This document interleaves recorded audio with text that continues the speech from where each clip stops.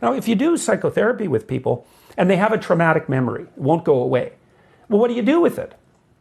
Well, you go back into the memory and you assess the sequence of events in detail until they have an account that is sufficiently plausible so that they believe that if the same circumstances arose in the future, they would no longer fall prey to that error. So, for example, if it's a naive person who was manipulated badly by a potential romantic partner, then what you do is you say, okay, well, look, what was it about your viewpoint that put you at risk? I was too trusting.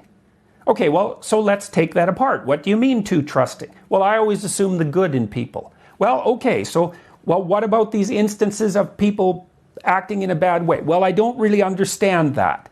It's okay, you start to see they need to differentiate up their worldview to take into account the existence of predatory people. And they also generally have to differentiate their view of themselves to stop thinking themselves as nice and harmless.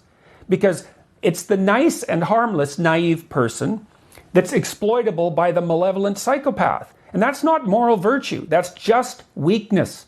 And so you go back and take that apart. You formulate a more differentiated and sophisticated view of the world. The person finds that plausible.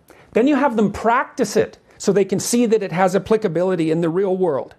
And then the emotion from the traumatic memory will go away. It's like, I didn't think there were dangerous people in the world. Well, there are. Oh my God, the world's much more dangerous. It's like, yes, it is. Well, what am I going to do about that? You're going to get smarter and sharper, right? Because that's the cure. It's not, we're going to make the world less dangerous. The world is plenty dangerous, but it turns out that you're a lot more capable than you thought.